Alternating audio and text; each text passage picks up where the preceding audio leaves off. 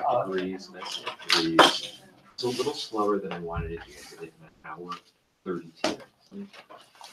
Lauren, Half? huh? Half? No, it was, I wish I could do it. Oh, I was Newport? to the Newport 10 mile. Lauren Nadolski, she always beats me by like 90 seconds or something. Like every Good thing you're not competitive, Joe. No, not that I would, anything like that would ever come out. When you trip her at the This is true. I mean, she's pretty amazing. She is. But the huge race. Yes, oh, yeah.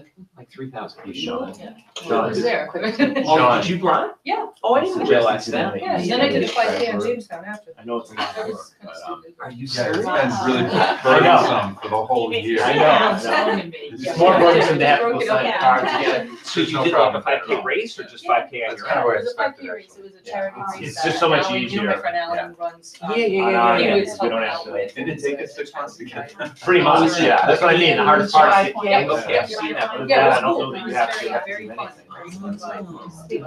Wow, you're crazy. You're okay. So what was that? Was that race like 1 o'clock or something? Oh, okay, yeah, I've seen that one out. Okay. Oh, yeah. Yeah. Before, I mean, we can actually pay in July too, but I Yeah. like to get it done. Wow. Yeah, I usually try to. Now, did you get caught up in the whole Fort Adams hell of trying to get out of that parking lot? Yeah, I just got sent out. I didn't know. What I did this year is I didn't follow the waiver guys. Okay. And what I did is I took a quick left, jammed myself kind of like illegally in that front parking lot. And it was probably easily a mile from the start. So worth it. So worth it Yeah, I saw because that. I ended That's up interesting, home. huh? I did stick around. I wasn't going to be drinking a beer. So I left. Posting out. 2 hours. Actually posted stuff. Yeah, a lot. Are you doing a Yeah. Some half of them there? are. Well, it's interesting, the some of last them of the are- 10-miler series. Oh, So okay. I did the series in Portland. Oh, okay. Wow.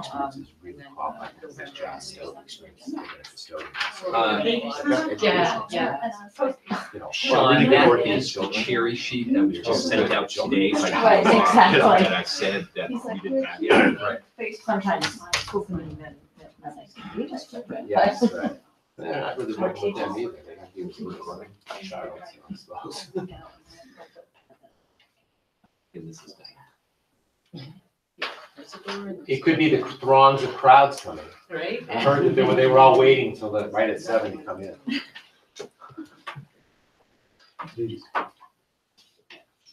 Yeah, people can't see past you in the front row yet.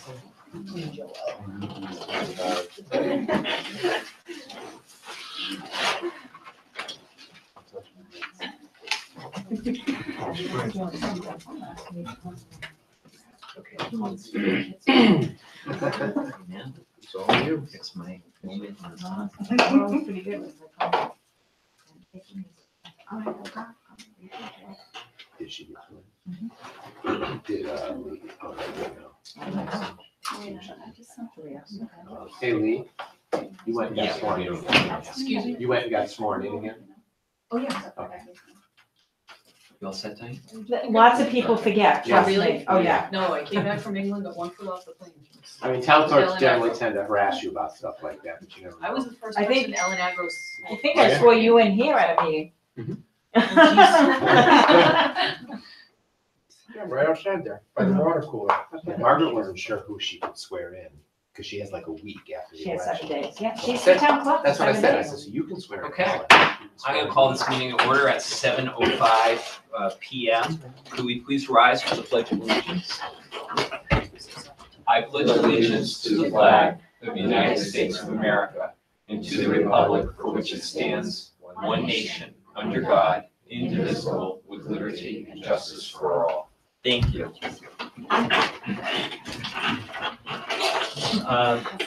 Good evening, everybody. Per Mendon-Upton Regional School Committee Policy DDA, which is School Committee Organizational Meeting, I call this meeting to order this evening for our annual organizational meeting to first and foremost to allow for the election of a new chair once the chair is elected, then he or she will preside over the remainder of the meeting. Can I take a motion and a second for the new chairperson of the Regional School Committee? I make a motion for Lee Martin to be the chairperson of the school committee. Second. Okay, we have a motion and a second for Lee Martin. Is there any discussion? Hearing none. We need per policy, we need a roll call vote for election of the chair. Diane Duncan, aye. Dorothy Scally, aye. Bill Desotter, aye. Lee Martin, I. Vicki Ludwigson, aye. Sean Nicholson, aye. All right, 6-0. Congratulations, Madam Chair.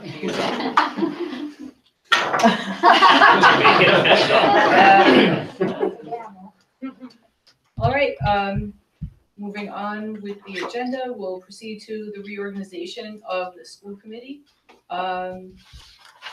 So let's see, again, we'll take nominations are now in order for the office of vice chairperson.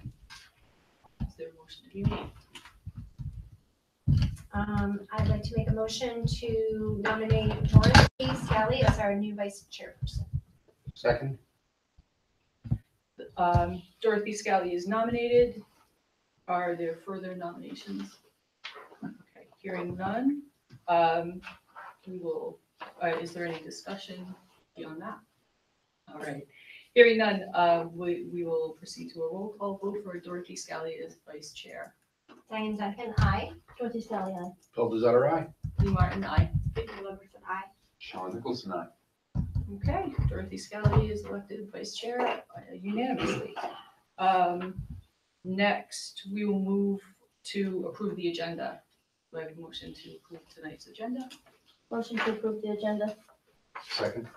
Okay, the motion to approve the agenda has been moved and seconded. Is there any discussion? Hearing none. All those in favor of approving the agenda, say aye. Aye. All those opposed, nay. The agenda is approved unanimously.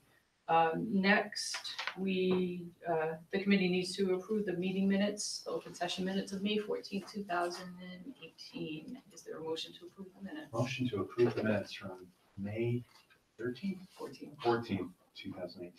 Second. Okay, the motion's been moved and seconded. Is there any discussion? Okay, hearing none. All those in favor to approve the open session minutes of May 14th, 2018, say aye. Aye. All those opposed, nay. All right, the ayes have it. The minutes are approved unanimously. Next, we move on to the reorganization of the school committee.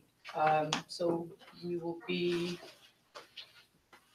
voting to approve a secretary, the Taft Library trustee, the assistant treasurer, the Ristine Fund representative, clerk to the school committee, and the Blackstone Valley Educational Consortium member, and subcommittee appointments. So beginning with the secretary, nominations are now in order for the office of secretary.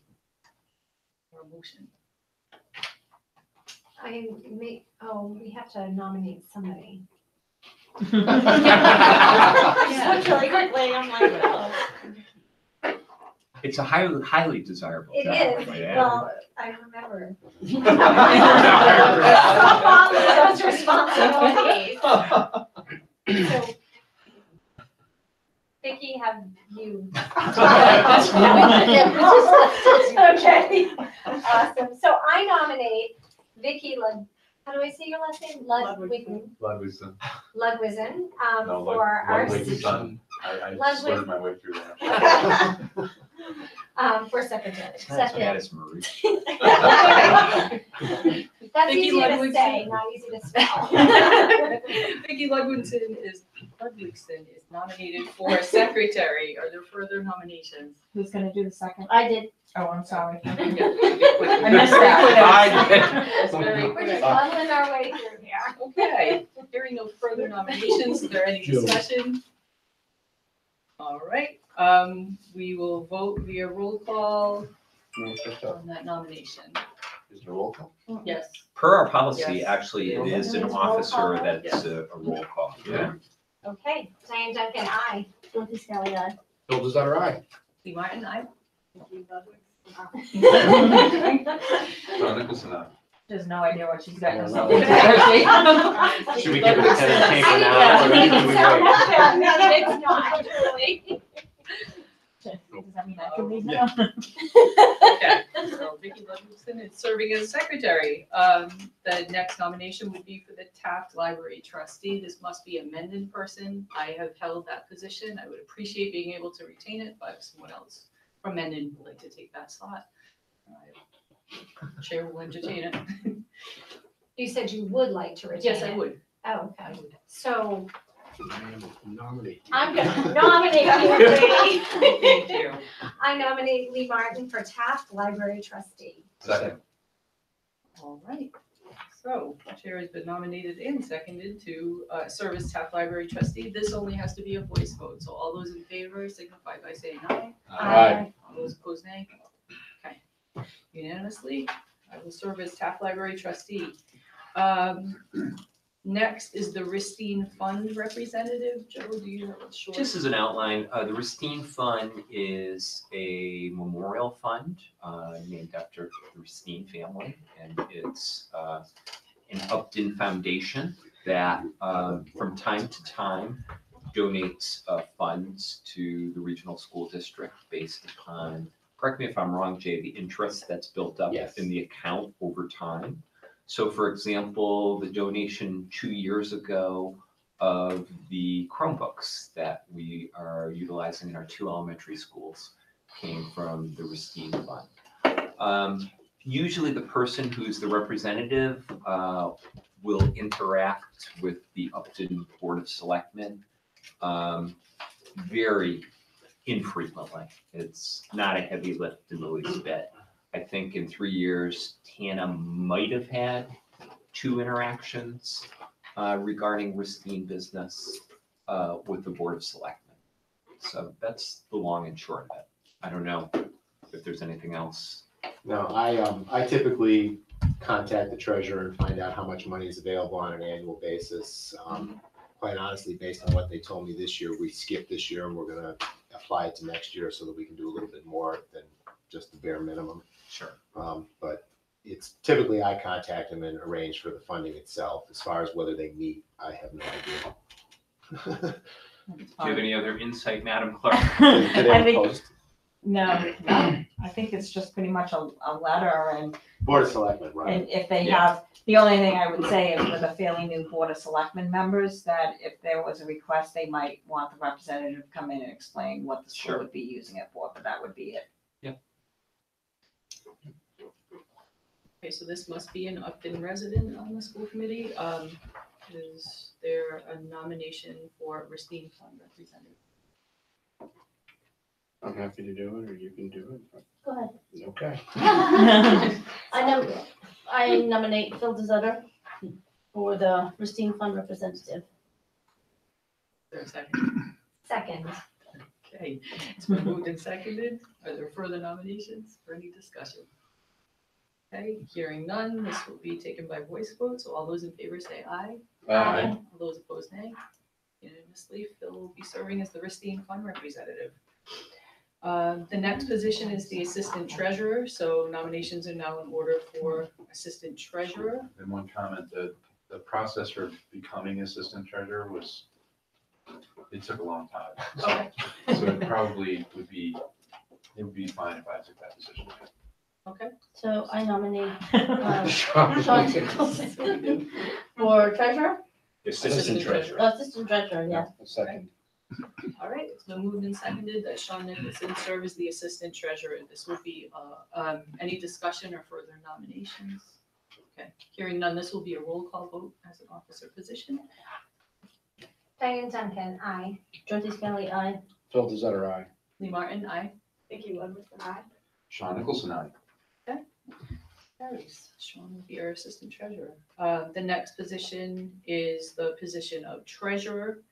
And so again, opening nominations for the treasurer position. I'd like to make a motion to nominate Joseph Lecu Lecu. Lecu as the treasurer. That was the French pronunciation. Yes. Sean. I took French in high school. Second, Okay, so it's been moved and seconded that Joe Leque serve as treasurer, as he has done.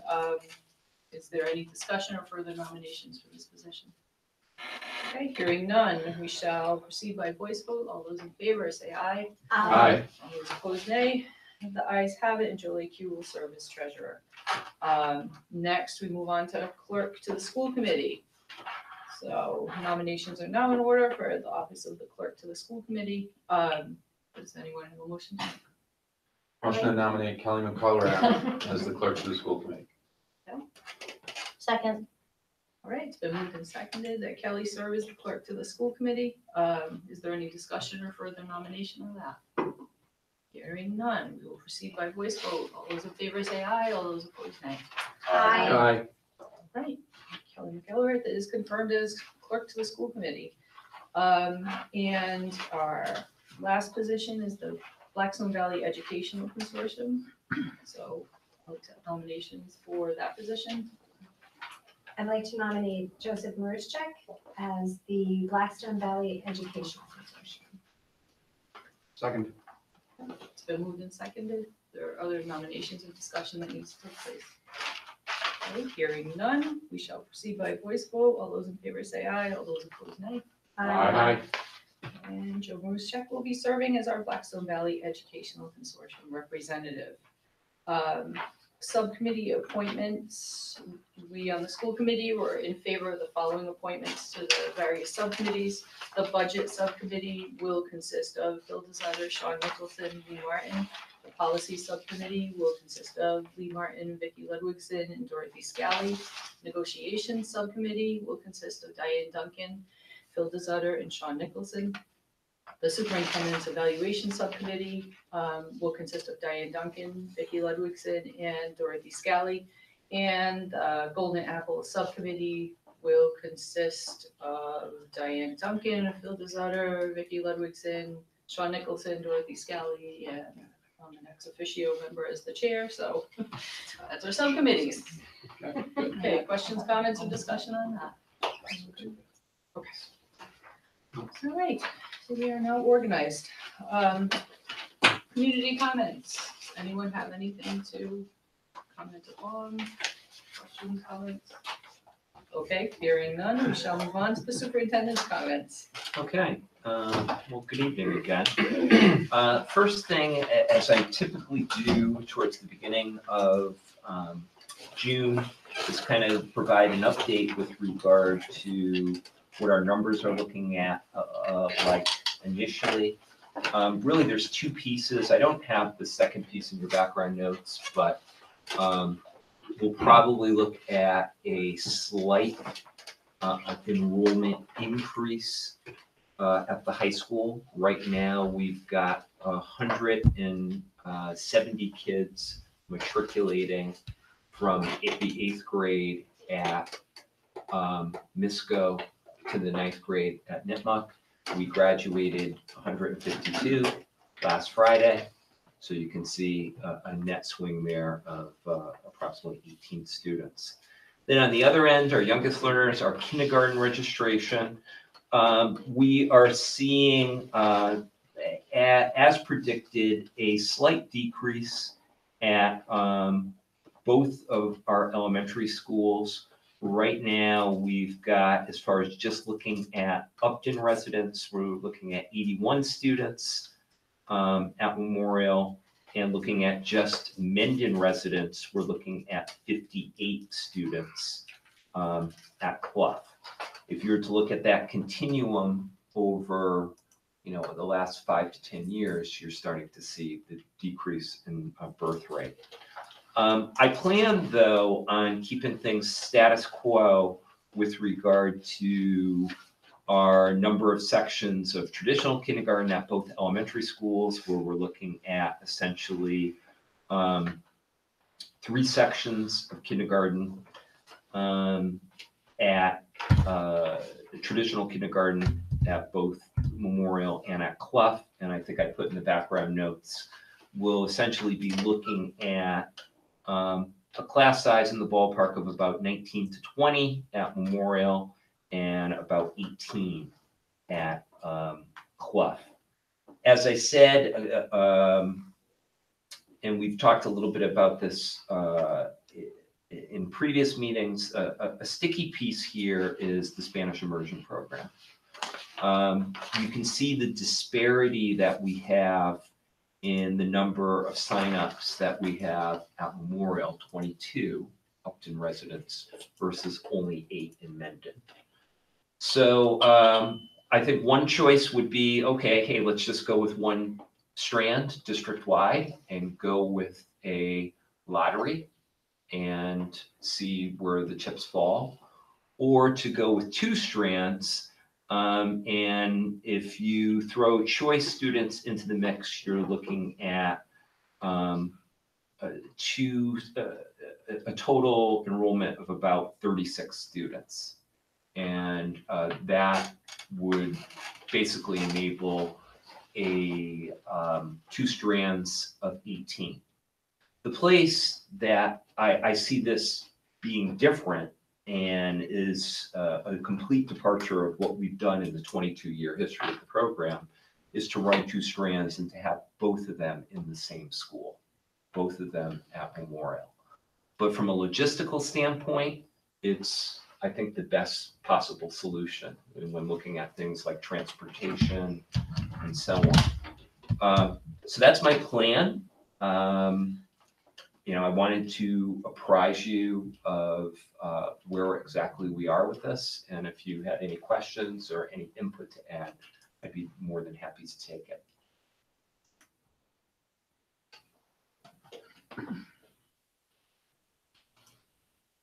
Okay. No. Second piece that I have for you is a status update on where we are with regard to state funding. Diane, here, this is for you. I just received this via email today. We're now kind of in the home stretch with regard to state funding. We kind of knew where we were with the governor's budget, which is exactly what we use in certifying the budget during our March open budget hearing. Last week, the Senate finalized, voted upon its budget with all the amendments. The piece of good news there was increasing the line item for regional transportation reimbursement. As I say in the background notes, it went up from the governor's budget of 62.5 million to 68.8 million, or almost 68.9 million. Which is calculated, or at least projected to be about an 80% reimbursement. So what that means pragmatically is we pick up about $100,608 in regional transportation reimbursement over the governor's budget proposal and over the final House budget, which was finalized in April. It's about an additional $66,000. It's actually $65,869.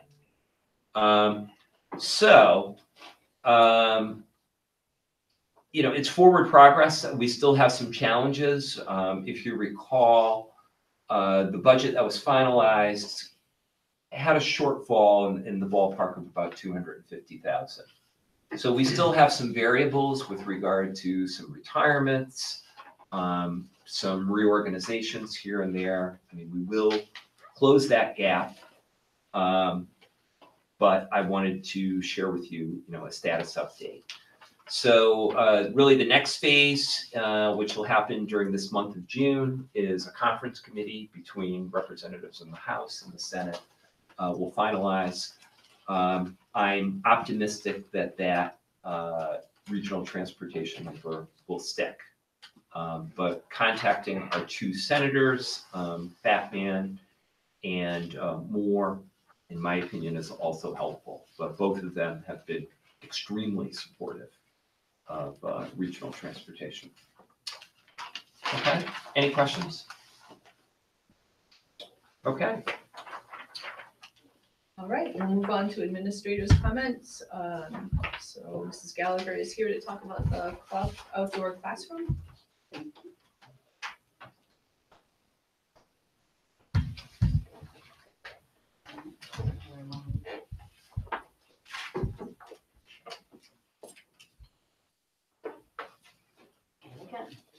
Who's going to go there?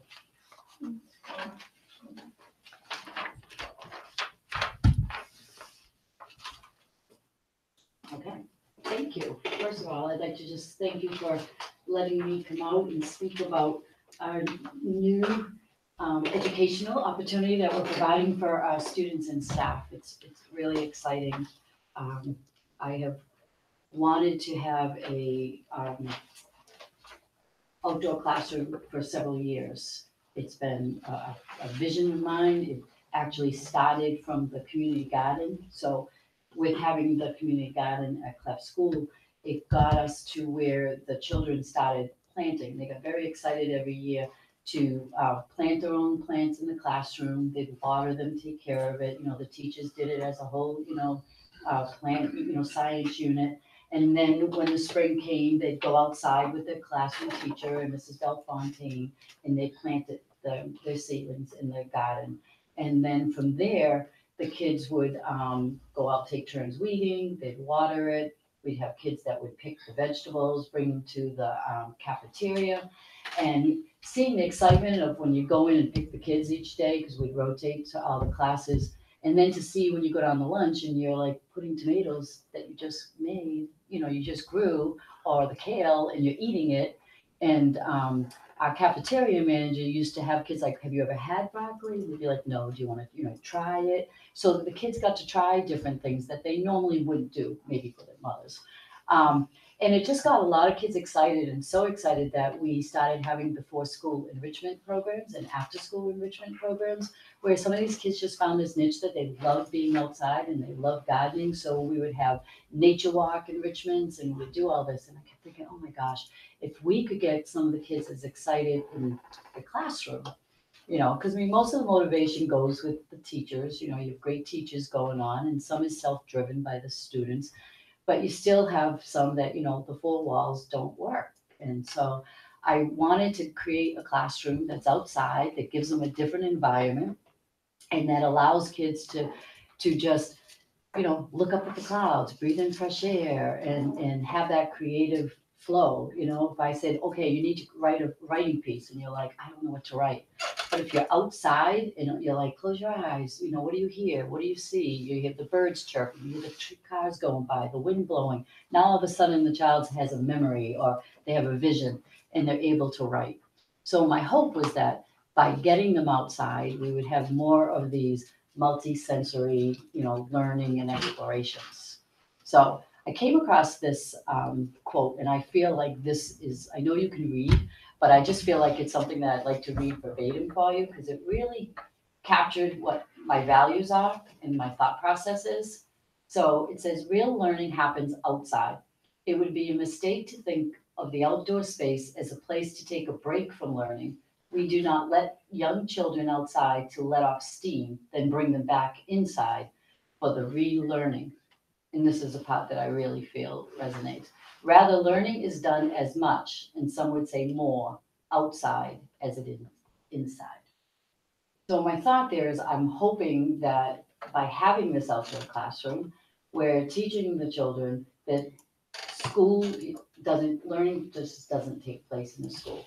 And we're going to help with the transition of you're going outside, you're inside, you go outside, you get on the bus, you can go home, you go to museums, you can read by the pool, you can read in the deck, you can go hiking, and that learning just continues. It's anywhere, it's everywhere. So that's like the big message that I want to get. So of course, this has, benefits. There are other benefits in here.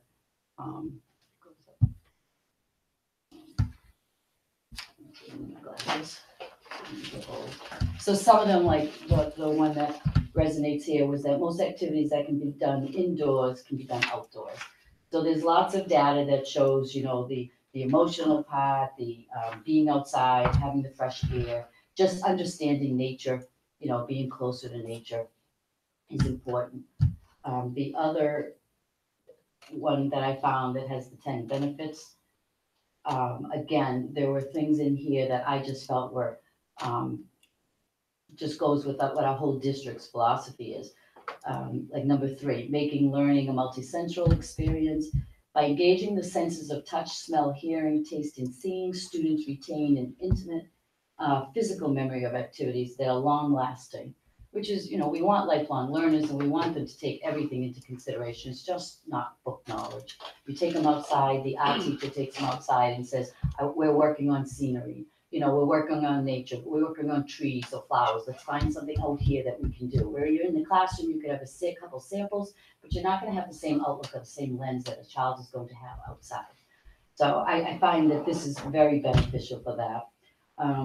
Number 7, which was connects the school to the neighborhood. Again, look at your environment, see what's around. Take the kids for nature walks.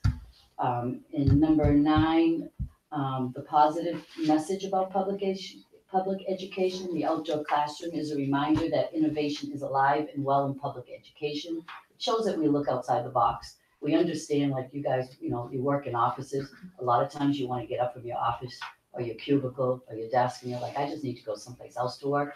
That's why a lot of companies now are actually having you work at home, because you're gonna be happier. There's different places that can stimulate you and re-energize you. And that's what I want for my children, to have that opportunity to do it.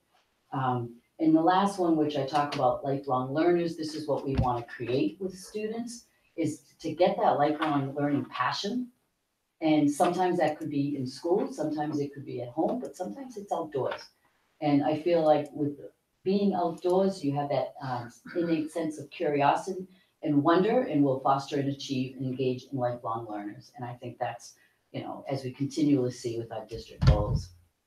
So with that being said, this is our outdoor classroom.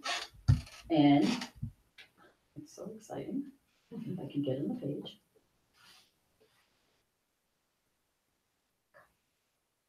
It keeps wanting to go back there. I'm sorry. Stop clicking on Yeah, that. don't click on it, yeah. Play, and then, just. Arrow key, don't- arrow Oh, I'm off, that's why. I'm off. There you go. So this is my outdoor classroom. This would not have happened without some amazing people. So I went to the PTO last year and I told them about my idea. And I said, I really want to do this. And they were like, okay, we'll give you $1,000 to do this. I got really excited until I started researching and going online and seeing that $1,000 wasn't going to do what I wanted to do. But I had a lot of visuals, and it sort of looks like a picnic table, but it's only half of one, because I wanted it where the teacher is in the front and can get to the kids and work with the kids and not be where the kids are facing each other. I want them to really look at the playground, the field, and see that. So Gary Jafrieder is a parent of ours. He's got 2 children in my school. And if anybody has been in my school recently, he is the father that made me this beautiful wooden flag to thank me. They're just appreciative, very nice people. And he had made this flag, and I was talking to him, like, how talented, he was with this. And we got talking about the outdoor classroom, and the next thing I know, he's like, I want to make this for you. And I'm like, are you serious? So he donated his time, his yard for like the last 2 months. He's gone and picked up all the wood and cutting and the pictures. Like, first he came in and I showed him pictures of what I wanted. Worked incredibly with John Walensky, who's my head custodian, because I needed to make sure, and all the research I read is make sure it doesn't make more work than not. So I needed to get John involved, and Ken came out just to make sure what our vision was going to fit. So we found the best spot in the back because it's basically covered. There's only like an hour in the afternoon that it starts getting sunny, but it's pretty well blocked. And there's no classroom on the other side, it's the gym. So we wanted it where the kids could talk and be loud, but not interrupt the other learning going on. So it was the only thing we ever used this space for is our field day for a water balloon tosses, but we've got other places for that. So it's, we were excited to finally find a spot. So Mr. Jafrieder has built everything. And you see the potted plants on there, that was donated by Lambert's nursery. So Gary went around and got some, talked with some people. He did a great job. He went to some places that didn't want to give anything. And he went to places that were very generous. So Lowe's was phenomenal. He had already bought the paint, and I know it's not our green color, but we thought it was fun. It still went with the green, but we thought it was very elementary. So there was a lot of decisions, but it could not have gone any smoother. And Lowe's, we explained where it was coming from and what was happening, and he's like, well, what can I do? Whatever I can do. I believe in this program. I know there's kids that need to get out, and he just loved the whole idea of this. So he donated 9 umbrellas for us with the stands and the cement. We wanted 3 picnic tables, because I needed something where the teacher could work with the materials out there. And also we do a lot of collaborative learning and a lot of small groups, so the kids could still be out there working on, even if it's reading or math or their project or art. And then the teacher could still work with groups and pull kids. So you could still anything you could do inside, you can do out here. The science experiments we can do out here, we're very excited about, can make a mess, not worry so much. So he said, don't build them, because Gary was gonna build the 3 tables. And he says, let me build them. So Mr. Ferreira, he's a general manager at Lowe's, he built them himself. And he and 2 of his men came Friday and delivered them to us personally, like brought them out, everything. We have 2 in the front by the community garden. So we're gonna use those for some more like small group learning, and also for my teachers to get outside. So, they're cooped in all day too. They come in, 7:30, they leave at 4, whatever. And, I want them to be able to go outside and eat. If they have a break, go outside and eat, get some fresh air. So I think you'll see some teachers out there. They have their data block meetings where they work with the teams all the time. It's like, if the kids see them out there working with their computers or the papers, then they're gonna say, wow, we can do this. So we have 2 out in front of the garden, which I think is a nice location, and we're gonna have this one in the back. And then, so we are having our opening, our ribbon ceremony, which I'd love to invite you guys to. It was going to be tomorrow at 1:30, but then the forecast said horrible day, and it seemed a little silly or ridiculous to have a ribbon ceremony to open an outdoor playground in the gym. So we decided to move it to Thursday. And with this picture, we couldn't wait. I went around to every class last Tuesday. Gary, we have a father, Mr. Callahan, he's got a child in our kindergarten class. And Gary had to build all of these at his house, then unassemble them and get them here. And so Mr. Callahan had some box trucks, and he came out on Memorial Day weekend, and he helped deliver them all, which was great, because we didn't know how we were gonna get them here. And so they set it up, and so Tuesday, they were all here, because we had no school Monday. I didn't want the kids running out to the playground and not knowing, like, what is this out here? So I went around to every single classroom. I talked with the children about the idea of the outdoor classroom, how, it's for them, that, I want them to use it. We talked about acting KCR, so we have our kind, caring, and respect, and that, we know you can behave inside and be respectful, and that's what we're gonna do out here.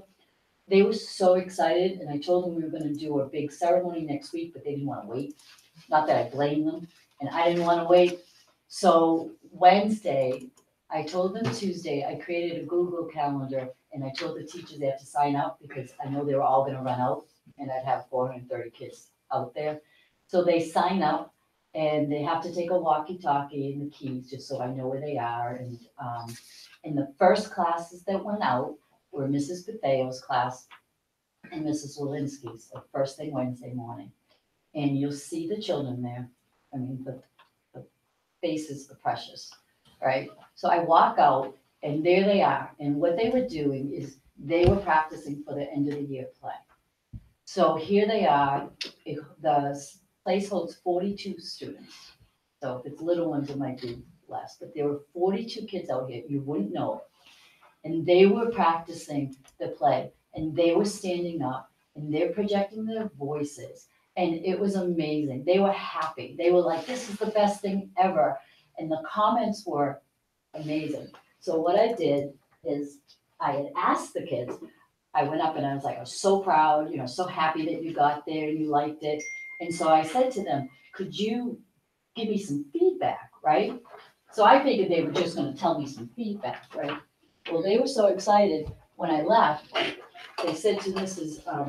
Betheo, they started writing, they got sticky notes, and they started writing down all their thoughts. So I wasn't sure what they would write. So there's I have a whole list of them that I handed to you, but I just want to read a couple because it highlights what our goal is. So Charlie says, I love the outdoor classroom. It's really good to practice our play, and it's awesome because we get fresh air and learn. So that's one of the things we were hoping they would appreciate. Alessandra says, I think it's lovely because it gives us an amazing chance to learn things from other classes. I'm very happy that we got this outdoor classroom. I can't wait to use it with my class and another class. Thank you. James, I love this one. I like it because we get to learn outside. That is so great. And I could just hear him saying that. Like, Ava, I really like it. I think it's a good idea because it's nice to get outside and get fresh air all the time. That has been putting into the classroom is amazing. Grayson, I like how you can be in the sun while learning. It's refreshing. John, I think the outdoor classroom is great because we're not cooped up in a classroom all day. Also, we can learn with another class. And sadly, some kids do feel that they're cooped out. And those are the ones I wanted to. So there's many more on there. This was from a classroom teacher. The experience was fantastic. 2 classes fit in perfectly on the benches. It was great to be outside since with the wind and the outside noises, the kids have to speak up to be heard. So it was a fantastic way to get them practicing their stage voices. I love the way the benches are arranged, how sturdy they are, and even the color of the paint. We'll be using it often.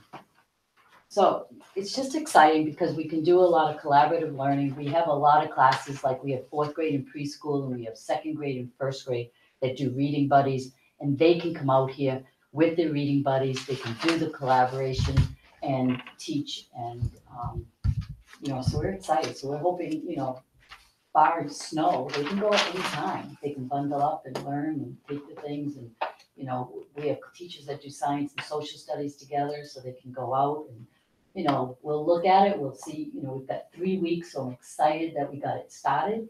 We can tweak and see what else we want. My goal would be to have something else out in a different part of the school or the field.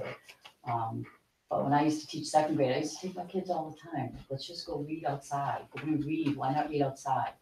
And the kids just learn. They just listen to the teacher, but they're under the blue skies. It's great. So these are the people that I want to thank and acknowledge, because without them, we could never have done this for 1,000. We had to pay labor alone, would have been more than that. So we have some great people in the community, and appreciate it. Any questions? It's a fantastic idea. It's Excited. about time. This is great. I was wondering, when you said it could be outside in the winter, that was pretty cool, actually. Well- Cool in more ways than one. Yeah, I think that's really important for them to realize that we shouldn't be afraid of a little chill, and our kids need it. Our kids Yeah. need to be outside and have fresh air. And we try that. We do a lot of like go noodle and things like that for movement, but going outside, I had a little boy came down to do the morning announcements, and one of the kids was coming in with his a bus pass, and he turns and he stops. He goes, I can't wait to go outside. He goes, we signed up for, it was raining, and, they goes, we're signed up, but we're going outside, and I can't wait. It's like the best thing. And it's like, they're just excited. So to get kids excited the last 3 weeks of school, I'm pretty happy, so. I appreciate all the support, and Dr. M, he supported it right away. Of course, I went to the boss first, and he's like, go for it, Jan. I don't know if he thought it would come to fruition, but yeah, go ahead, Jan. It's never gonna happen. But I'm It's just a great excited to idea. share it. It's a really It was great idea. Wonderful. Very exciting. So that ceremony is Thursday at 1:30. 1:30. So just like it was Yep. going to be tomorrow. Super. Thank you. Cool. That's awesome. All right, we move on to subcommittee updates, the Golden Apple Award Subcommittee. So like I said, I just put this as a placeholder, Golden Apple, freshly minted Golden Apple Subcommittee. To stay on task, realize our meeting 2 weeks from tonight is the very last school committee meeting of this school year. So that's when we, over the last couple of years, have awarded the Golden Apple. Hence, I think you'd be very well served to schedule a subcommittee meeting sometime next week to consider all of the nominations. And come to consensus on a recipient. When is, what was the deadline? I'm sorry. It's actually Wednesday, a week from this Wednesday, which I From this Wednesday, believe so we is the have to do it. 13th. Yep, it's the 13th. So, You want to aim for the 14th? The day after? When are the recommendations available? I guess we would have to do it on the 14th. you can technically, we could close it out at the end of the business day on the 13th. So Okay. I would say you could meet either the 13th or the 14th, and there's no issue whatsoever. Okay. I can do either.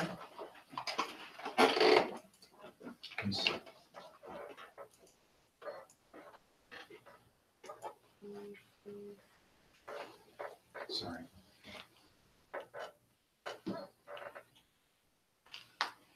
Yeah, I think the 13th is better for me anyway. So, 7 o'clock. sounds good. I'll send you my feedback.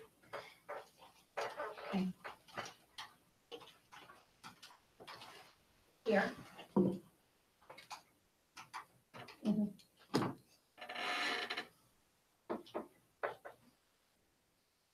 Okay.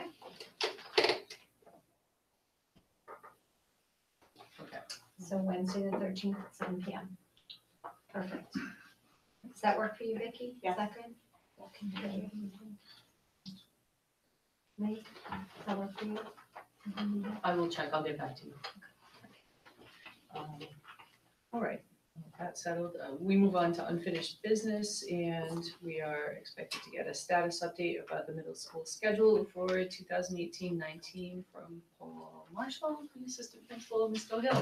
Fresh from his one mission buzz cut at Gillette Stadium. Hey, Yeah. good, Bob. That was a great time. As a matter of fact, it was interesting because Bellingham was in front of us. And Bellingham had 17 students and a number of adults, so the challenge is on. We're gonna go challenge the whole Blackstone Valley next year. It was incredibly inspiring, so it was like that. And we raised close to $7,000. So Nice. yeah, That's awesome. awesome.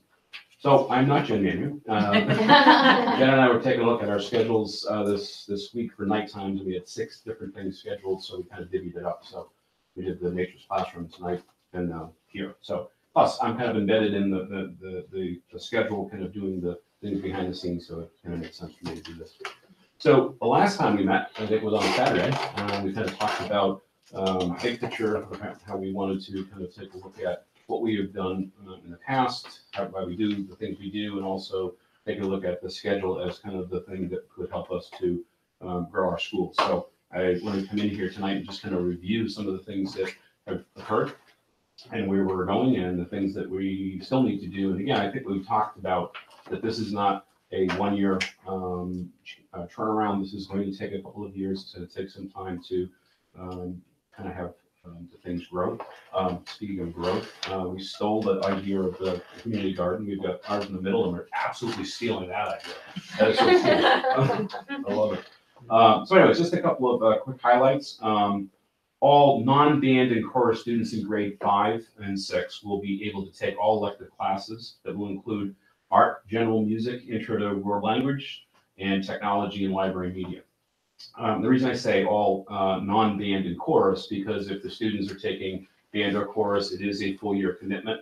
So if you remember, we talked about the number of opportunities kids have for electives, which is 6. If you're taking band, that takes up 2 of them. If you're taking chorus, that takes up 2. If you're taking both, that takes up 4. So it limits their ability to take different things. But we had talked about that with the parents and said that for the students who are taking those combinations for 5 and 6, they will actually be kind of taking a look at the list that's available during their off period, and they'll be able to pick their first choice. Otherwise, there's really no need to pick anymore because it's not a pick. It's pretty much you're going to have all of them. You're going to go through all of that cycle. PE and health is no longer an elective. All students grades 5 through 8 will have PE in their schedules. Again, we talked about it, how we felt that the mind-body is such an important part for kids to understand, especially in the middle school years, to be able to become physically and spiritually, mentally, and healthy. And it used to be an elective class. And some of our students never were exposed to PE and health, which is a shame. So that's changed. We do have some unusual circumstances. A small pocket of kids are taking, in 7 and 8, they're taking band, chorus, as well as Spanish immersion. So those students don't have an opportunity for that, but we're talking with our PE and health teachers to how we can push in to different classes. So they'll still have it, they just won't probably have it as expansive as the other kids. But we really feel strongly about it to make sure that it happens. Schedule is fully rotated, so teachers see students at different times throughout the 6-day cycle. So if you remember, I think we talked about that. So we have a 6x6 schedule. There are 6 periods and there's 6 days. So if a student is receiving English, period A, that A will go right straight through the day. So they will happen on 2nd period, day 2, 3rd period, day 3, so on and so forth. So kids and teachers will be seeing each other at different times of the day. We know, well, in adolescence, that's very important. Some kids have a real difficult time in the morning, where others have easier time in the afternoon, or vice versa. So it allows for kids and teachers to see kids throughout the day. And it also encourages that rigor throughout the day too. So there isn't any real stop time. It's pretty much going straight through. Based on the K-12 insight feedback from teachers, from parents, a lot of feedback in relation to lunch and recess times. So we really did a lot of work there and increased the lunch and recess time for students and built in the transition time. So what would happen in the current schedule, we would have about 15 minutes, students would have about 15 minutes to eat, but some of that time is getting down to eat. And then we would have, go out for recess and then come back in and would eat into the next period. So we actually, put it so it's the same time as the rest of the period. So that's worked out nicely. All class times will be the same for instruction and will include real time for transition. If you took a look at our schedule, we had different periods that were different times, and sometimes we didn't have any transitions built into the schedule. So it's an actual time on learning, and time for passing, and time for transitions. We removed the tracking in honors classes for grade 7 with the intent to continue this for grade 8 in school year 1920. We provided parents focus groups an opportunity to really come in and hear their opinions on it, hear our thinking about it, we basically talked a lot about the research in relation to Hattie and what were the biggest linchpins to move a student, and it did have an impact. But again, if you folks remember, the other things that we were looking at are going to have a much greater impact. As well as how we grow teacher capacity. So with that meaning is that if we truly believe that all teachers should be able to teach any student who walks in the door, we need to make sure that all teachers have an opportunity to teach all learners. Because if they're all pigeonholed into one particular area with one particular group of kids, they never get a chance to grow their capacity too. And provide equity within the teams through distribution of all learners in all teams. This is, again, increases capacity, but also it lessens the podding of students. And what I mean by that is a lot of kids would be with their peers, but they would be with their peers based on specific needs and or specific programs. So again, we're trying to make sure that kids have different experience with different teachers, different students, and by de-podding, if you will, we can't 100% do it because some students' needs are very much the same, so they have to kind of be clustered together, but we're trying to make sure that kids aren't potted together from kindergarten up to 8th grade. So those are some of the things that we've been able to kind of do in a short period of time. I know that it's been great working with the scheduling committee. We have a lot of representation there, a lot of different eyes. And I think that one of the things that's been great about it is that we've been trying to keep kids' interests in mind. What's in the best interest of kids, what's in the best interest of students for learning. Still to come, we absolutely want to continue to grow our teacher leaders. We had a real big jump, I think, this year in relation to the department chairs. They really dug into the work, and they're really doing a phenomenal job of that. And we want to continue to grow the teachers and the leaders through that. Provide students more opportunity for student agency. Embed social emotional learning into all content areas. I think that's we talked about that as kind of a lost opportunity to a certain degree in relation to we can craft our content to be able to hit the standards, but also be teaching the social emotional learning. So it's kind of a double hit. Explicitly teach collaboration to all learners. It's interesting how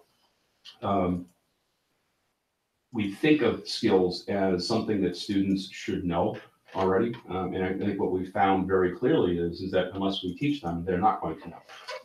I think of the thing called study, right? I remember when I was a high school principal, we talked about this, is we were doing a data dive at one point, and it was the second common assessment for chemistry teachers, and they were very frustrated because the same thing happened that happened in the first assessment, which is the kids didn't study. And so after listening to this, I said, so the first time they didn't study, and the second time you got the same results. I said, so what did you teach them about how to study? And they went, well, we're not, that's not our job. So we had a long conversation about what your job is as a teacher. And they found the root cause, which was the kids didn't have these structures to be able to do it. So I think that we really need to be taking a look at what are the skill sets that we need to be teaching kids and give kids not only opportunity to learn them, but practice in those things. We've had a number of teachers who have dived into the deep end of the ocean this year. Some of our more traditional teachers have really taken big risks and really providing students an opportunity to practice this. And I think it's been phenomenal for the kids. I think it's been great for our teachers because they're really kind of rejuvenating themselves in this work. And then again, continue to grow our teacher capacity through ongoing PD and collaboration, utilizing data to drive our decisions. And I think that's a big, huge push for us in relation to taking a look at the time that we have and what we do with it. I know there's been a lot of discussions about mirroring what happens at the elementary school in relation to taking those times to make sure that we are focusing on data and results and taking a look at what are we asking kids to do, what's the results, and what that should be driving our instruction moving forward. So those are kind of the highlights as to where we are. Yeah, so that you were talking about the data there. Yep. And there was some concern from the parents, really fear about the change and what we're attempting to do. But I believe in it's going to succeed. How can we measure it so that everybody is really aware of where our progress is and how we're making changes to improve the situation? Sure. I think that, one of the things that we absolutely have everything kind of set up to do that with the work of the assistant superintendent and also the department chairs, teachers of creating the curriculum, creating the common assessments. And I think that our work really is to dive into that because that needs to be driving our instruction. So it's not just here's what we've built, here's our tests, and then we move on. It needs to be based in a lot of formative assessment too. So our kids should be our teachers should be formative assessing our students daily. We do want to go to more of a coaching model where kids are not really driven by the grade, but they're driven by their own individual progress. Right. So that's really going to be the biggest highlight. That's going to be interesting to see because if you can put it in a way that all of us parents can grasp where the child stands, because it's very difficult to understand where your child stands in the current evaluation technology. So if you had something that's richer and really provided the parents with more information, that would be a success right away. I think that's absolutely on point, and I know that we talk about this thing called grades. And we had going back to one of the teachers who dove into the deep end of the ocean. He decided to do the curriculum on the volcanoes very differently. And we had a lot of talk about, what to expect from the students. And one of the things that I said to him, I said, you're going to hear a lot of recipe asking questions. And he said, well, what do you mean by that? And I said, well, a lot of the kids who are high grade achievers, they're going to be asking for the recipe. How long does it need to be? What needs to be in it? And sure enough, that's what he got from the kids. And he really pushed it back to them and said, it's really up to you. You just need to hit these standards and you need to really be, whatever presentation you want. You want to build a volcano? Go ahead, build a volcano. You don't have to, because traditionally that's what kids have done. And it was funny because particular time of year, there would be the March volcanoes. In sixth grade, would walk in with volcanoes. Nothing wrong with it, but just so we gave them the opportunity to come up with an essential question, and they really had to dive into that. So his evaluation was a lot about coaching them and about talking about their process of learning as opposed to the end product of the volcano. And then we met with the kids afterwards, and it was a very interesting conversation because, we asked just the open question, how many kids really enjoyed this and why? And we probably had about 10 hands go up. And then we had about 12 to 15 very frustrated looking faces.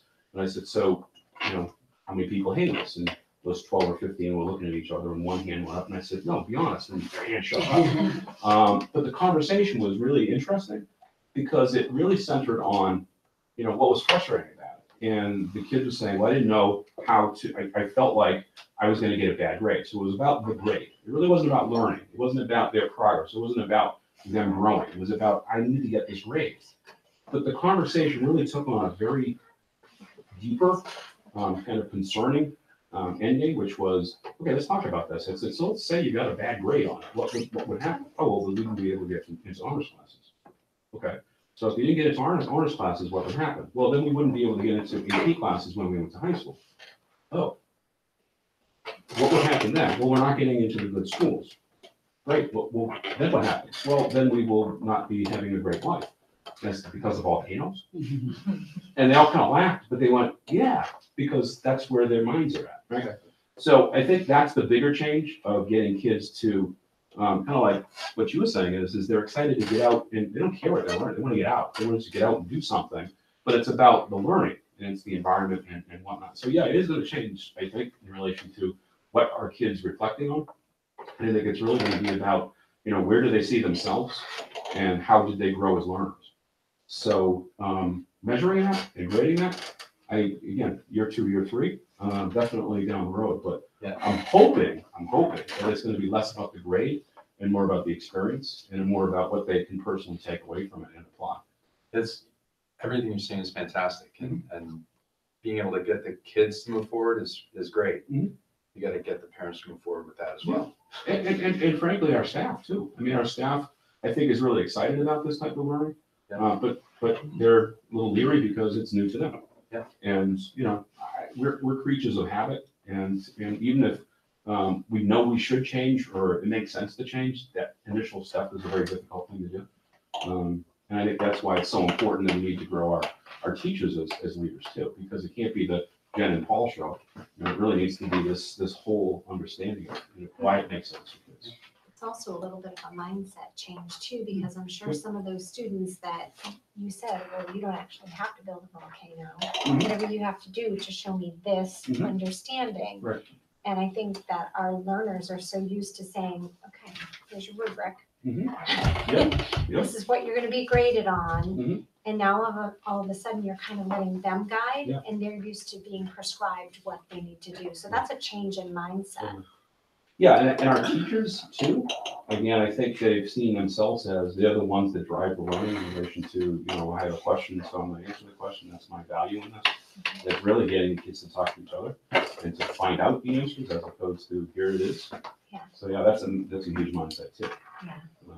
Is to stop this and do more of this. Do more of Yeah, this. And, yeah. So exciting, kind of fun. It is. So the new schedule that you were talking about, Paul, that will go into effect in September. Yep. That's awesome. There's- I'm so excited that kids are gonna get Yeah. health and PE. I think that Yeah. is, That's a I think it's major integral plus. to middle school. And again, we've got some, different flies in the ointment. It doesn't work perfectly. But I think that this iteration is going to be so much better and it's going to offer our kids so much more. And at least you're not giving up. Like you're saying, okay, well, let's figure out how to get it in there. Like we may not be able to do as robust a program, but we're gonna make sure that it's integral for them as well. Absolutely. That's good. Thank you, Paul. Thank you.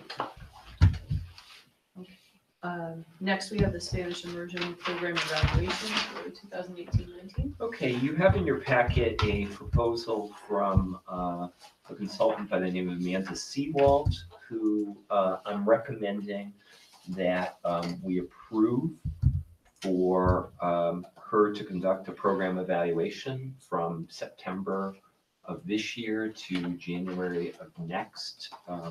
As we discussed in, I believe it was one of our March meetings, we put out a fairly aggressive RFP, and we received only 2 proposals. We received the one from Amanda, and then we also received one from an organization known as MABE, which is the Multi-State Association of Bilingual Education.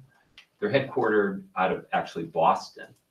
So initially my thinking was, wow, this is terrific, they're local and so on.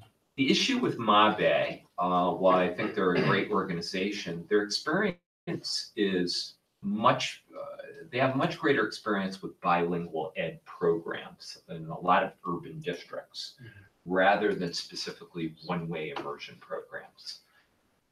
Their proposal to us was markedly more expensive. And I also had the opportunity to sample some of their work as far as other program evaluations that they had done. So in having discussions with Amanda Seawald and also Katie Cardamone very much took an active role.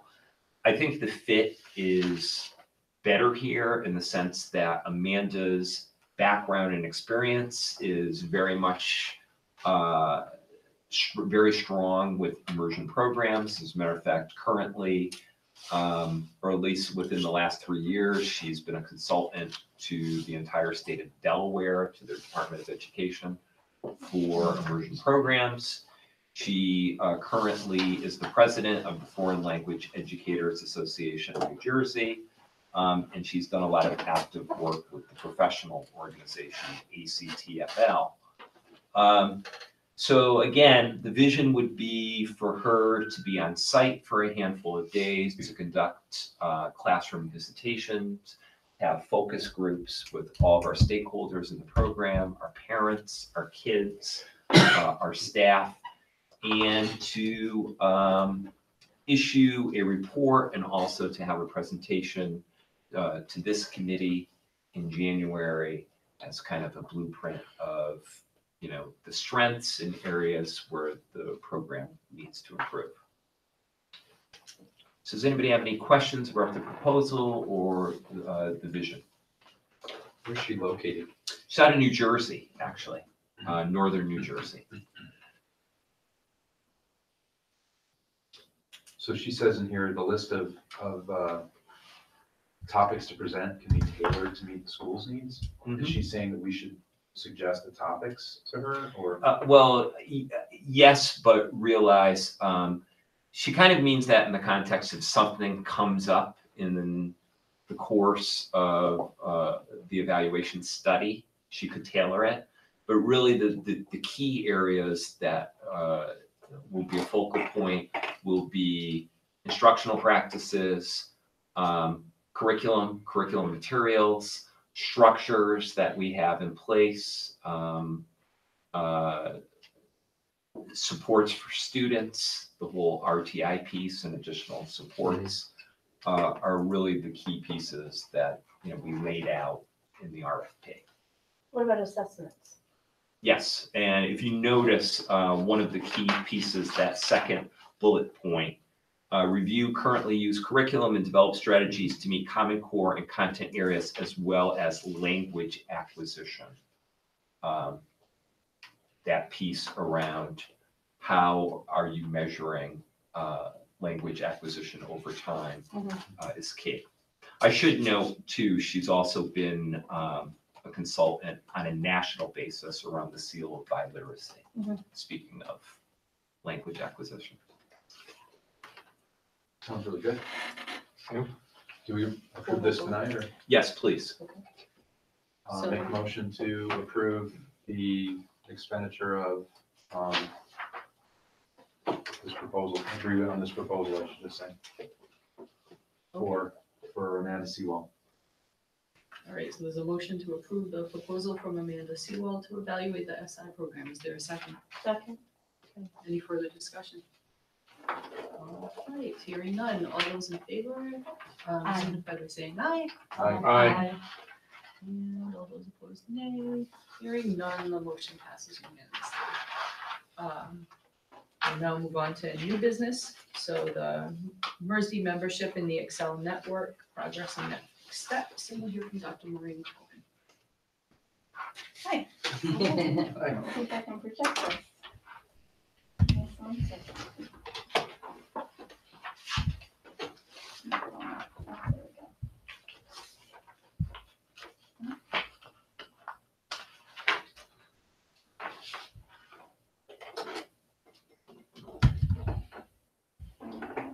would you ever do without me, Ma? Did you do it? I did Yeah. do it. Wow, I did it. Okay, well, thanks. We wanted to give you an update. I think, I don't know the last time we talked about it, but it was Probably about a the year ago. beginning of the year or end of last year When we were approved, accepted, yeah. into this network. So we have to do an application. It came out, there's this coalition and it's a number of organizations, including, the superintendent's organization, principals organization, where they started to develop this Excel network to focus on social emotional learning the last couple of years. It's been a big priority. And so what they did is they put out a request for proposals. We put in and were accepted into this network of 9 different districts. So I'm going to talk a little bit about it, but we've been working extremely hard this whole year, so we wanted to give some highlights. And actually, I have 3 other members of the team right here. Right in the front row, the entire audience, as a matter of fact. The entire audience is a member of this network. I left out. But basically, what we've been doing, if you look on the left, when they put together the network, they purposefully put together towns and cities, a mixture from all sections of Massachusetts. So they would be hitting different, cohorts of people. And so you can see urban, suburban, et cetera. And we come together, I would say, well, I'll get into meetings in a second, but mostly we've been going to Holy Cross, and it's been full day sessions that we've been with this network members. Our core member team is listed on the right there, so we have members here. I have to give a special shout out to Dennis Todd, because he has been like my right-hand man in managing this implementation plan. So I just need to say that, because he's been on every call with me when we get into talking about that. But it's been great, yeah, but these are great. And we've been rotating in with principals and the counselors and as the members of this team for the various meetings we've had, either in district or out of district, because it is a lot of time. Just a little background in the group. So it really mostly was Transforming Education and Rennie Center, which is, I don't know if you're familiar with it, but research center here in Massachusetts. And they were driving the training, the PD, the implementation feedback that they gave to us at all of the meetings. So they were the ones that were running the network. If you could go to the next slide. So we had 5 full-day network meetings starting back in September. We had one that was rescheduled because of the numerous snow days we had in, I think it was March. We started off, they had various topics where when we would go to the network, they would have a section where they would teach us something. They'd have a section where they would share case studies from what are some of the districts, like Los Angeles and Oakland and all large districts, but that have really implemented mass change in relationship to social emotional learning. So even though it didn't necessarily apply to a small district like us, we were able to take pieces out and go, oh, okay, that's a great resource. So they have that element, and we would do case studies and see how we could maybe apply it in our own district. So that was really interesting to be exposed to places that maybe we might not have otherwise. We had a lot of time in the network meetings where we would have time to do strategic planning on our own, and they would give us come round to the table and give us feedback on where we're at. We also had a lot of time always worked in where we would be able to go either by topic or by position and network. And that personally was some of the favorite times that I had. I mean, I went over to one table one time and, I couldn't believe what Monomoy, district was doing. And I was furiously taking notes and coming back and saying, I like this and we should try this. And so that was really powerful to have that piece of the network. And right at the end, what I found really helpful, and please anyone else jump in, but they talked a lot about measurement strategies of how to measure social emotional learning skill set of students, of teachers, reporting methods. They gave us various tools we could look at, and that was really helpful and is something we're going to be looking at moving forward. So I would say with the range, those were powerful meetings for making progress for us. In between those meetings, we'd have ongoing support calls, and they also came out to the district, some representatives from Transforming Ed and Rennie Center. And they would, at the beginning of the year, we did needs assessment, kind of district-wide, but then building-wise, and we were looking for various gaps, strengths, areas for our implementation planning, and then they just give us ongoing feedback. And I'm gonna give you a sample in a second of what types of questions they would ask us. And then we would have just in-district work in preparation for these meetings, and we would put together a plan. So it was kind of a ongoing loop of implementation, planning, coming up with something, getting feedback, going back, they'd ask other questions, would come back. But it was a good process for us. Go to the next one. So these are not all the questions, I just kind of cut and paste a few from the documents, but starting the beginning of the year, they had us talk about some of our vision that we have for improving social emotional learning for all learners in the district. They had us talk about different operational issues that might be considered if we wanted to achieve those goals. They had us talk about current SEL programs and initiatives, and that was pretty easy because it has been something that's been in our strategic plan the last few years, and we already had things in place, so we talked a lot about how we were starting and working on revising our DCAP or RTI process that we've been doing in different buildings. So there were some areas, and then we kind of assessed it, so it gave us time to pause and reflect on it, which was helpful.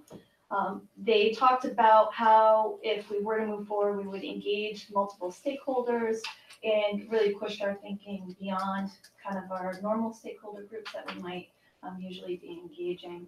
And they also had us really a couple times talk about like the pockets of excellence, where we in Jan school, we have this going on, okay, it was great to be able to then share with middle and high school representatives to say, okay, how can we maybe replicate that or adapt that? So there are many more questions that we went through, but I just wanted to give you a sample of how they were pushing our thinking. So what are the end outcomes of this? So we have the draft social emotional learning implementation plan that we've been working on throughout the year and that we have. And we definitely started to hone in, especially in the last 2 months, some key areas. First, and I'm glad Jan is here because the spark for this definitely, it kept coming up throughout the year, but the spark for this really started at Clough, where she had this team of teachers who wanted to bring in and look at PBIS, which is Positive Behavioral Intervention and Support System. And I'll give you a sample. I see a look on your face, so I'll give you a sample of what that could be. So you come up with a vision of behaviors of what you want to see your students, how they'd be behaving in your school. So it could be like these main core beliefs. You can jump in. And they did that. So I went to one of the meetings, they did that. And then you take those core beliefs of behavior and expectations, and then you say, what does it look like in a classroom? What does it look like in the hallway? What does it look like on the bus? And it's something that you can over communicate, and it's everywhere, and you can bring in different kind of behavioral, reward systems with it. But essentially the essence of it is like you have common language and common expectations across all areas in the school. And it's really helpful for all the staff members instead of having different expectations across. So that's a very Can I jump in on that? quick summary. Yes. So please do. it's exciting. So Stephanie Hicks is my guidance counselor, and she's part of this program too. So I had a number of teachers that we went to other schools because we were interested in the PBIS. So we went to Northbridge, and we went to Bellingham, and we went to Hudson, I think it was. And so we formed a committee called the Behavior Strategy Team. And it was really exciting because we threw it out at the faculty meeting, and we got 22 people interested. So they come in, and we meet at 8 to 9, several times a month, and on their own. I mean, it's just been great.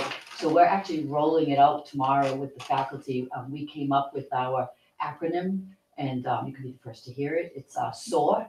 So it's S is safety, O is on task, A is act KCR, and R is responsibility. So we're going to soar like a butterfly. So it's like we feel like everybody is different, everybody is unique, like a butterfly is different. Some fly high, some fly low.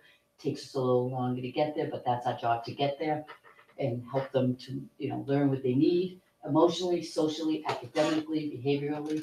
So we're going to go with that big theme, and so we're going to work this summer. I have a group. We went a couple weeks ago down to Connecticut, with Mrs. Swain and a few of her staff, and we learned more about the PBIS. But we're rolling it out. We don't have the funds for it. It's not official, but we've learned so much. And Mr. Todd and Dr. Cohen, they've been coming to our meetings too and being part of it. But we went to the training like 2 weeks ago, and it was amazing because everything they were talking about, my team already did. So we already have the matrix in place. So we've done like a year, like we feel like we're a year ahead of everything. So it would be nice to roll it out and then see what we have to tweak. But just coming up with the acronym was tough. But it's all as a result of this whole year of doing it. And so thank you, building off of that, so Memorial just recently had a group come together, and I talked to Jen and Paul about, there's an opportunity that had been brought to me, Jen Manny brought it to me that another district had done for a training on PBIS, which is like a 3-year. So it's an application process, so I'm gonna submit to see if we can have a district team that would be trained, kind of train the trainer type of thing for ongoing support. But really excited because it's just, we have a lot of enthusiasm across the schools. So it's just one piece in the whole puzzle, but we have not been a district that has had PBIS. So it takes 3 to 5 years to really get full systems in place, but we're right at the start, and so it's really exciting. And a fair amount of that too has been a result of us collaborating across as well. The second thing that's come up, we had quickly identified that we really wanted to look at more vertical articulation we've done a lot with other curriculum, but not anything related to social emotional learning and skills and development. So at the elementary schools, we have second steps that they implement at both schools, and they just recently had they upgraded they have revised materials, feel free to add into. Clough received some of the materials last year and brought that in. Memorial, we're looking to get some of those updated materials for Memorial and additional training.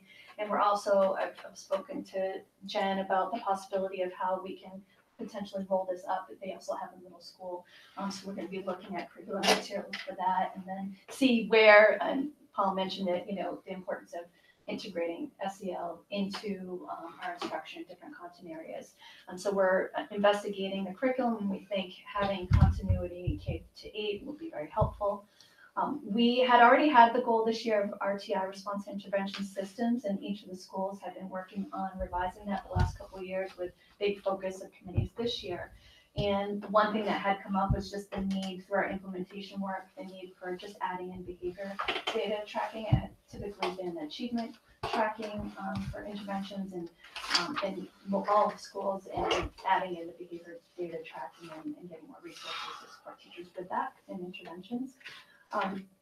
Something we had identified was we want to have consistency in language as well for our staff, and we've shared, I didn't put the slide up here of the CASEL core competencies, we've done it in past presentations, but we felt that we want to first do to the measurement piece. We found some measurements where we can assess teachers' understanding and implementation in the classroom related to the core competencies. There's one assessment with that we can do, and then we can give them more targeted. We've been giving them general types of training, but maybe targeted resources in areas once we do that measurements. We're going to do that in the fall. And we also, they showed us many different types of measurements we can do with students, and to find out how students are feeling about growth mindset and about self-awareness, social awareness, so then we can build in with the curriculum materials and start to track the data on how our students are feeling with that. So an assessment and measurement is a piece of our goals. And always, this is what we've been focusing a lot the last couple of years, relate to social emotional learning and just targeted PD for our staff. What we're going to be doing, there's a new resource that came out from an organization called Rebus, and a lot of districts are using it. It's called SEL Strategies in the Classroom. And it's very specific chapter by chapter strategies of how to incorporate and try different things out in the classroom. So what we're going to do is a book study in the summer, like we did with the behavior code last year. We're going to do a book study in the summer. We also have some teachers that are attending a summer workshop that is for differentiation with SEL in the classroom by Rebus with this book. And we also are partnering with Milford, I don't remember all of them, but Milford and Hopeton, and I think Millbury's in it as well, through the Blackstone Valley, a few of us on doing a trainer with that book and having a team of trainers. So I've reached out to have representatives across all 4 schools. So then next year we'll start to build in those classroom supports, which will be ongoing for some time.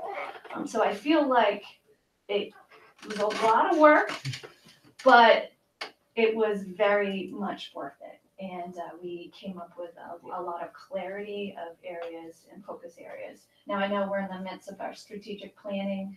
We've always kept that in the back of our head. We have many representatives obviously on that strategic planning, but there is overlap, mention of the core competencies in that, and SEL is looking like to be, an ongoing area. So with our draft, our hope is to bring kind of what we worked on all year as like here are some ideas. So I think that makes sense. With that, any questions? So the network of schools here, how do you utilize them? Is it just by hearing their presentations, or can you reach out to them on an ad hoc basis? You can, so we have all of their contacts, and some of the people we knew, so I've already done that. We've talked about with some of the SEL, like especially with Millbury, because we're close with them, and more, some people there as well. They want to build that network, and so next year there are like 3 different models they're looking at. So it's even though it was an application, with the next proposal, it costs more to be members. They realize it costs more than what they charge the various districts. So we had feedback calls, and gave feedback on how they reduce their price. But anyways, to your question. So we'll see if we'll decide to continue in the network in the same way. That's going to be one option next year. There's a really deep dive option, which I won't share how much that costs, because good luck to anyone who can afford that, but it's not going to be some of us. But then they also had just a membership where you could get resources, be in the network, get updates. And so we're just going to, once they have the final proposal and see our grant funds and see if we're able to continue at a higher level, or if we're minimally going to stay in the network to be able to reach out and share resources. That's cool. It was a good first step, but 5 meetings and only parts of them with the network.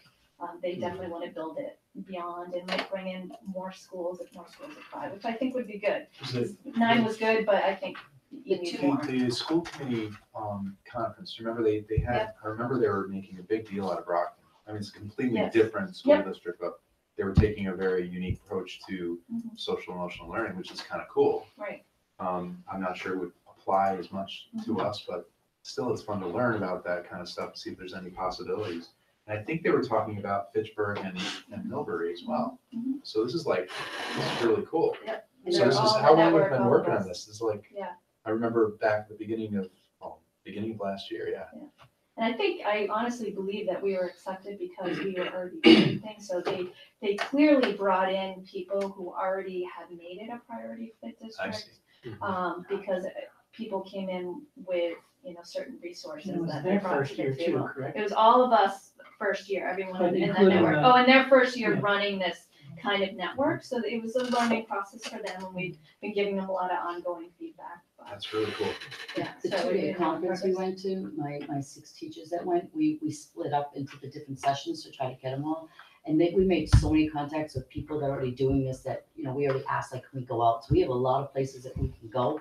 And so many of them were like, just take what we've done, we've already, worked on it. So they were very giving, so hopefully we'll be the one giving back later. But it was amazing how many people said, come see what we do, come talk, come, So I think there's a lot of people just understand the importance of this and are willing to share. Fantastic.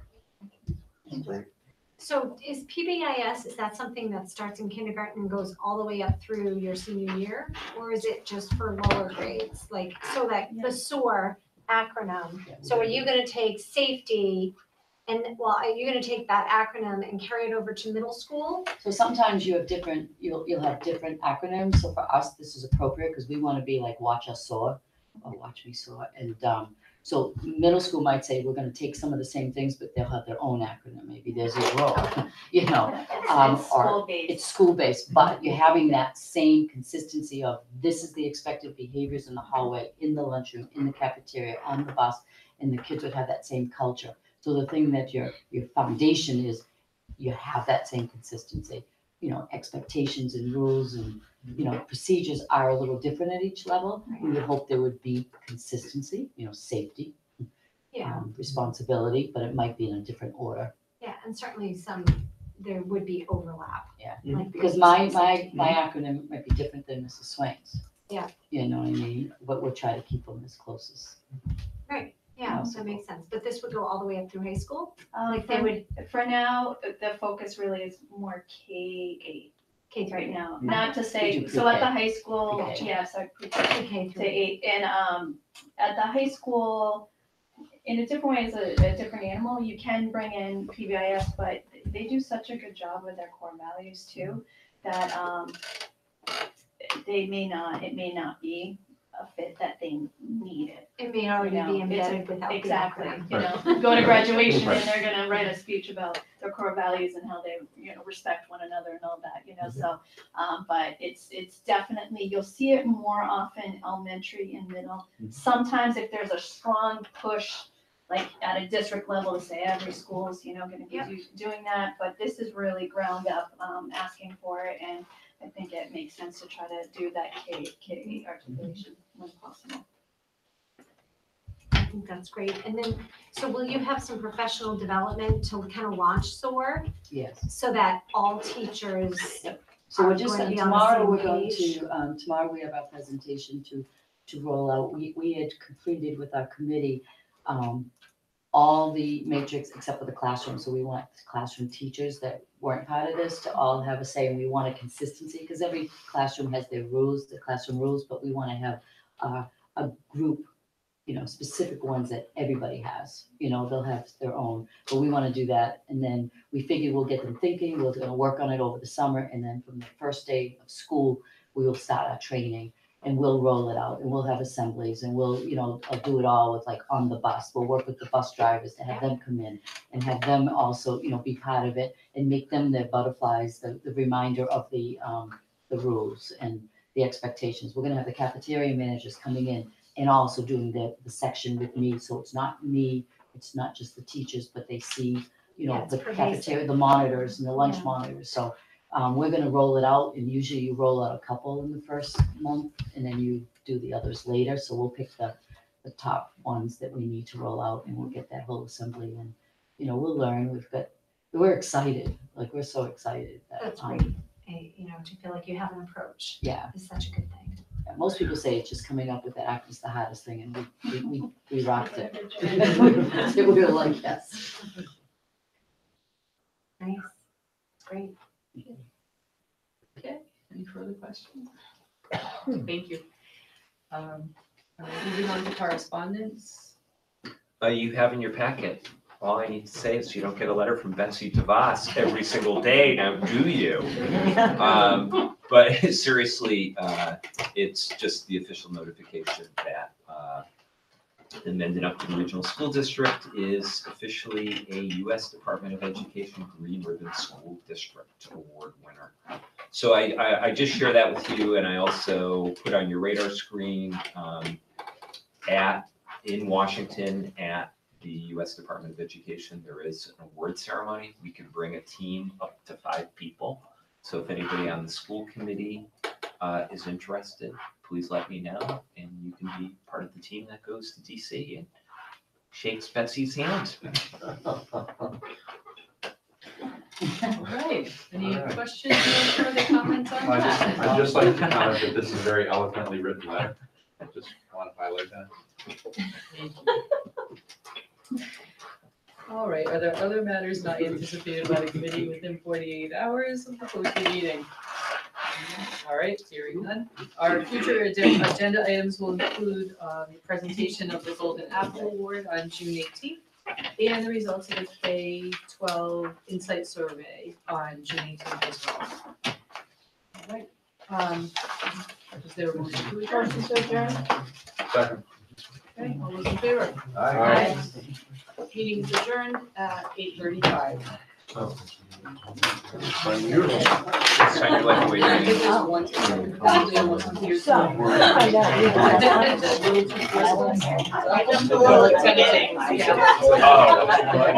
One, no, I think it was me, I was covering.